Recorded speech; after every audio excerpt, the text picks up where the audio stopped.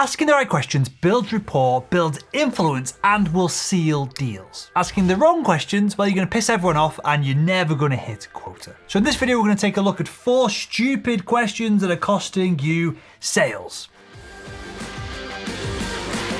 Hi, my name is Will and I make selling simple. Now, HubSpot found that 61% of sellers thought that sales qualification was the hardest part of their job, whereas 31% of sellers thought that closing deals was the hardest part of their job.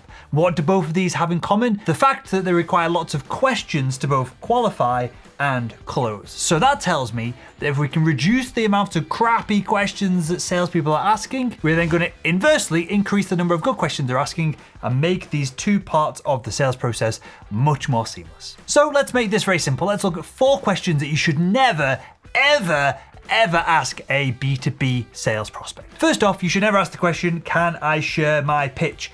Because who wants to be pitched, right? Your buyers want an exchange of value. They want to come to you with questions. They want you to help them make a purchase decision. They don't want to hear a pitch. Also, there is something subtle happening with the buyer-seller psychology here. You are asking for permission to do your job. You ask for permission, they generously donate some of their time to listen to you rabbit on about your features and benefits, and the power dynamic is all skewed and way off. If you do this, you're far more likely to have buyers ghost you further on in the sales process. They're going to walk all over you, they're going to hound you for discounts, and you're not going to be able to serve them as well if you are on an even keel with the buyer. This is because the best relationships stem from a place of equality. If you truly offer a valuable product to a marketplace that requires it, then you shouldn't have to ask for permission to deliver your pitch. The buyer should be eager to hear it. The next question that I hear so many salespeople ask when I review sales calls over at salesman.com Academy, when people first join the program, is,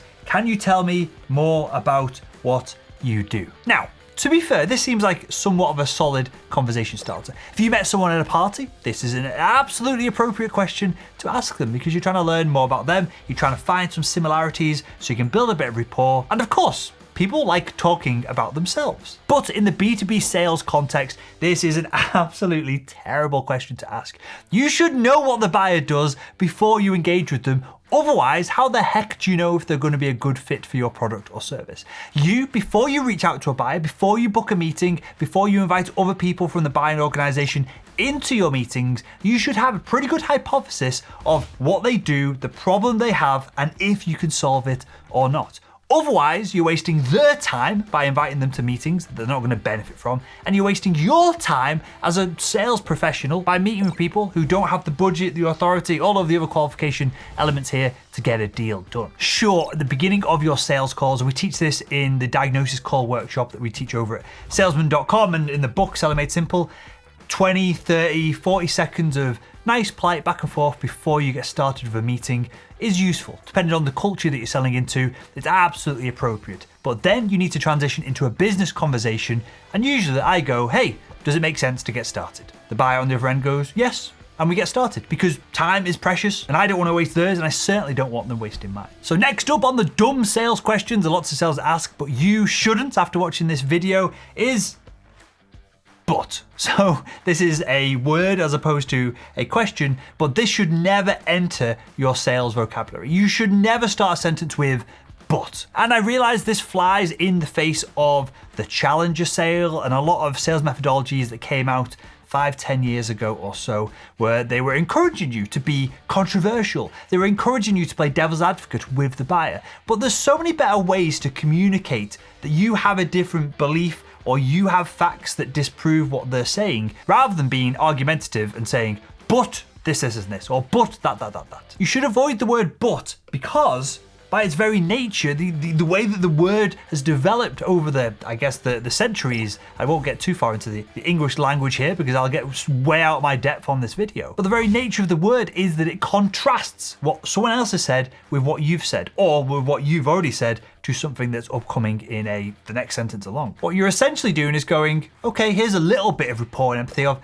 I understand what you said, but you were wrong. And Of course, I've said this word many times in different sales conversations, and in the heat of a back and forth, when you're dealing with objection after objection, you know the deal's close, or you know that the buyer is a good fit for your product or service, but they don't quite see it yet, it can slip out. So just be conscious of the word but and try and avoid it the best that you can. And the final, and maybe the dumbest of all sales questions to ask is, when should I call back to follow up? This happens all the time, day in, day out in modern B2B sales. And just think of the burden that you're putting on the buyer at the end of a meeting when they're hopefully excited to move forward to the next step of the process by asking this question. You're going, hey, why don't you go and check your diary, your calendar? Why don't you work out how long it's going to take for you to take that next step, for you to do this, for me to do that paperwork, for you to get this next person involved? Why don't you do all of that and then just tell me, when should I bother to pick up the phone? So you're burdening the buyer, but then from your perspective, because your job is to drive revenue, right? Your goal, the only goal that you have in the entirety of your sales role is to drive revenue.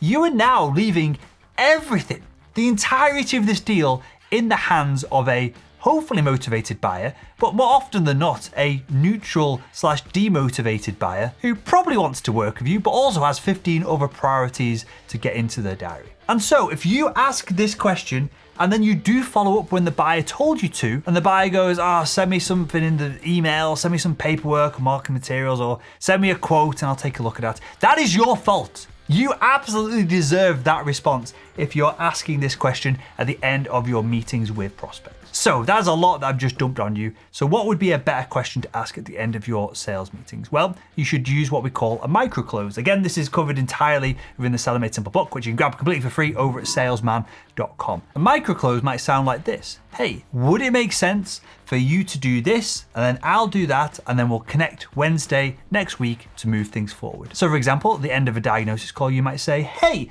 would it make sense if you get Jerry on the next call, you see where his calendar is at, and I'll follow up tomorrow morning so we can book that next meeting in so we can progress this project forward. So do you see the subtleties here? You're taking control, you're relieving a lot of the burden and the pressure and the stress from the buyer, but you're also not trying to manipulate them with a close-ended question and some old schooly, sleazy sales approach. You're asking them a genuine question. If you do that and I do this, can we do this thing to move things forward? The buyer has every right to say, no, I don't want to do that, or no, we can't get this person involved at this point. You are genuinely asking them if they can do this to move things forward, but you are taking the prerogative, you are moving the deal forward, you are defining that next step. Why is this important? Because you have done this deal many times. If you've been in sales for more than 6 months, 12 months, you've probably sold this product or service 10, 50, 1,000 more times, depending on the number of deals you do in each year, than the buyer has ever bought it. So you know what the next steps are, or you know what the most appropriate and most effective next steps are. If you leave it in the hands of the buyer, maybe they buy your service once every 5 years. Maybe they buy it once in their lifetime. They have no idea what that next step is, and so you have to guide them on it. You allow them to say no, to push back, to change course, but you have to at least make the initiative to ask the question, hey, if I do this, would it make sense for you to do that? And then we can reconnect at this time or date. Doing this alone and avoiding this one terrible sales question will help you qualify your buyers, because they'll tell you right there on the call if they don't think the next step is appropriate. It will reduce dramatically the number of people that ghost you, that say, call me back or book a meeting, and then either don't respond or don't show up. And you should be using this throughout the entirety of your sales process. Every single meeting. Heck, you should be doing this within the meetings themselves. At the beginning of the meeting, for example, with the agenda. Hey, if we run through these 4 things and you agree, would it make sense to move forward with this project? Over and over and over and over, this idea of micro closing is what keeps the buyer in the straight and the narrow, rather than what happens in most sales processes where it goes all over the place. They come back here and maybe they come back to get the deal done at the end of it. So there we go. Avoid those 4 questions and you're going to be way ahead from the competition. And if you enjoyed this video, why not click the video that's on the screen right now and continue making selling simple.